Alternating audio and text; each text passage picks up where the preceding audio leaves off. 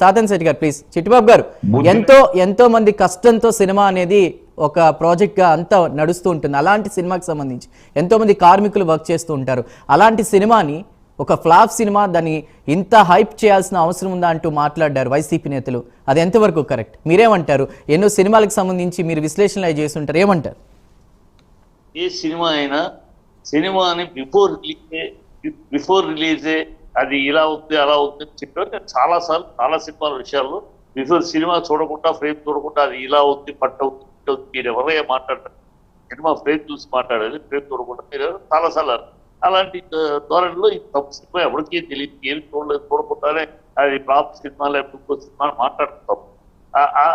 అదే విధంలో వీళ్ళు చేస్తున్న తప్పు ఏంటి?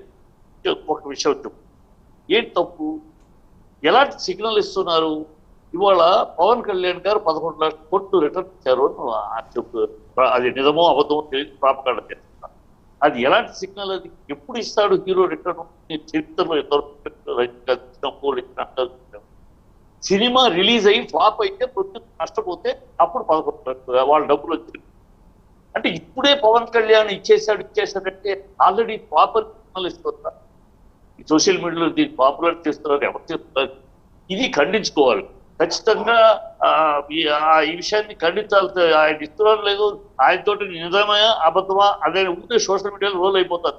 నాకు తెలిసి పవన్ కళ్యాణ్ సినిమా రిలీజ్ అవ్వకముందే ఇవ్వటం వల్ల రాంగ్ సిగ్నల్. ఇంతవరకు చరిత్రలో ఎప్పుడు రిలీజ్ ముందు ఎంత బడ్జెట్ పెరిగినా ఏం పెరిగినా సినిమా రిలీజ్ అయినాక నష్టపోతే అప్పుడు హీరోలు ఇవ్వటము డైరెక్టర్లు రిటర్న్ ఇవ్వటం జరిగింది చరిత్ర. అది జరిగింది. ఇప్పుడు అలా కాకుండా రిలీజ్ అవ్వకపోతే ఇంకా అవ్వలేదు, ఇప్పుడే 11 కోట్లు ఇచ్చేసారంటే నష్టపోయారు, ఆయన ప్రొడ్యూసర్ కనిపించిపోయారంటే అంటే ఏమి సిగ్నల్ ఇస్తున్నారు మీరు? ఈ సినిమా బిజినెస్ అవ్వట్లేదు అందుకని ఆయన ఆదుకున్నాడు అని ఇస్తున్నారు. ఈ ప్రొడ్యూసర్ని సపరేట్ ప్రొడ్యూసర్ని అతని వ్యాపార తీరు కూడా దెబ్బతీయడం అది రాంగ్.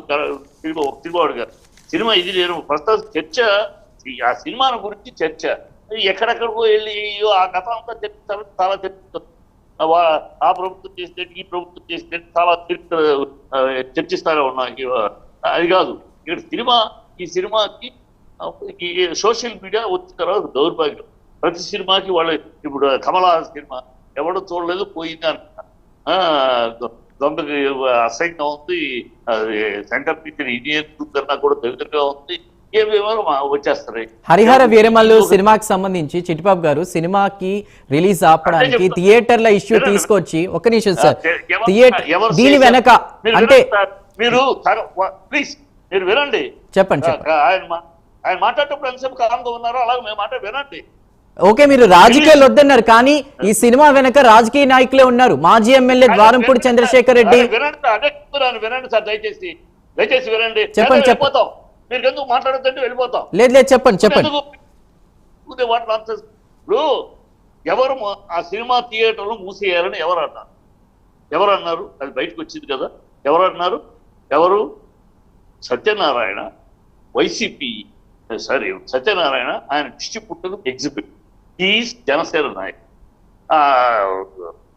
ఆయన అన్నాడు, ఆ వీడియో చూపించాడు దిల్ రాజు. వీడియోలో ఆయన లేచి ఆపేయాలి అని అన్నాడు, థియేటర్లు మూసేద్దాం అంటూ ఆయన. ఆ తర్వాత దానికి సపోర్టివ్గా దిల్ రాజు తమ్ముడు అన్నాడు. దాని తర్వాత సత్యనారాయణ గారు క్లారిటీ ఇస్తూ నేను ముందనలేదు ఆయన ముందన్నాడు. తర్వాత సరే ఆయనే ముందన్నాడు అనుకుందాం, అంటే అయినా నువ్వు ఖండించాలి కదా జనసేన నాయకుడిగా ఆపాలంటే. కాకుండా సో ఇది ఒకళ్ళ కుట్ర కాదు, ఇది వాళ్ళ ఎమోషన్స్ చాలా రోజులుగా జరుగుతుంది. మీటింగ్లు అక్కడ ఇక్కడ పట్టు జరుగుతుంది. ఒక 15 సంవత్సరాల ఇష్యూ ఇది కొంచెం సీరియస్గా ఇప్పుడు 1 year గా ఏం చేద్దాం ఎలా చేద్దాం జరుగుతూ ఉంది. ఆ మీట్లో ఒకళ్ళు ఎమోషన్లో ఆ మీటింగ్లో ఎవరో అనేసారు ఇది ఇట్లాంటి నిర్ణయం అన్నది కూడా ఎవరు మేము జనసేన నాయకులు. సో కుట్ర జనసేన నాయకులు చేశారు అంటారా? ఏమో కుట్ర అని ఒక ముక్క అనవసరం తప్పితే జరిగింది. మీటింగ్లో ఎవరో ఎమోషన్లో మాట్లాడాడు, అది ఇమీడియట్ గా నెక్స్ట్ డేనే ఇది వాళ్ళ ఏకగ్రీవంగా వాళ్ళు ఒక్కడ అంటానికి లేదు. మా చాంబర్ ఒక లెక్క ఎప్పుడైనా సరే 30 రోజులు 15 రోజులు నోటీస్ ఇవ్వాలి. ఆ తర్వాత కూడా అవ్వకపోతే అప్పుడు వాళ్ళు బంధు కాల్పొచ్చి ఏర్పడుతుంది. సో వాళ్ళు ఇమీడియట్ గా ప్రొడ్యూసర్ కౌన్సిల్ ప్రిఫర్ చేసి ఆయన ఈ విషయం మేము అనుకుంటున్నాం, మీ సంగతి నెక్స్ట్ డేనే ఇమీడియట్ డేనే ప్రొడ్యూసర్ కౌన్సిల్ క్లియర్ ఇస్తారు. బంద్ యాక్సెప్ట్ చేయట్లేదు, థియేటర్లు ముగియటం వల్ల ప్రయోజనం లేదు, ఆ థియేటర్ ఏమి దానివల్ల గతంలో కూడా సాధించి నో అనేది మర్నాడే చెప్పేసి ఆ రోజే చెప్పారు. 30వ తారీఖు వైజాగ్ లో ఎగ్జిక్యూటివ్ మీటింగ్ ఉంది. ఆ మీటింగ్ లో ఒక కమిటీ వేస్తాము. ఆ కమిటీ ఈ కష్ట నష్టాలని ఎట్లా చేయాలి, ఏం చేయాలి, సమస్య పరిష్కారం దాంతో అయిపోయింది. అక్కడ కుట్ర అనే మాట లేదు. ఒక ఎమోషన్ లో ఒక డిస్ట్రిబ్యూటర్ సత్యనారాయణ అన్నాడు, ఇంకొకరు అన్నాడు. దాని మీద అందరూ ఇది బాగానే ఉంది అన్నట్టు సజెస్ట్ చేశారు. మీటింగ్ లో జరిగిన మాట అది. ఇండస్ట్రీ మొత్తం ఏదో కుట్ర చేశారు, అది చేశారు, ఒక అనాచితంగా యాచితంగా జరిగిన దాన్ని చేశారు. సరే అయిపోయింది. నో అనేసి లేదని చెప్పేశారు. ఇంకెందుకు దాని మీద ఎందుకు చేస్తున్నారు, ఏ కారణం చేస్తున్నారు, అది ఒక విషయం స్పష్టంగా మాట్లాడుకోవాలి మనం. ఒకే మాట స్పష్టంగా ఇది జరిగింది సార్. దీన్ని కాదనగలరా ఎవరన్నా?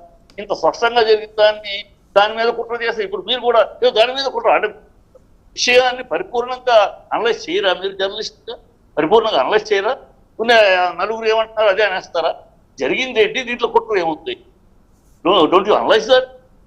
అనలైజ్ చేయడానికి ముందు మీరు ఒక ప్రశ్న వేశారు. అలా కాదు చిట్టిబాబు గారు, ఇలా బయట చర్చ జరుగుతోంది, దానికి మీ సమాధానం ఏంటి అని అడుగుతున్నాను. దీని వెనక కాకినాడ మాజీ ఎమ్మెల్యే ద్వారంపూడి చంద్రశేఖర్ రెడ్డి కుట్ర ఉన్నట్లు, కొంతమంది నిర్మాతలు కూడా ఉన్నట్లు థియేటర్ల బంద్కి సంబంధించి. ఓకే, మీరే అంటున్నారు ఎప్పటి నుంచో ఎన్నో సంవత్సరాల నుంచి ఉన్న ఇష్యూ ఇప్పుడు హరిహర వీరమల్లి సినిమా రిలీజ్ ముందే ఎందుకు వచ్చింది అనేది.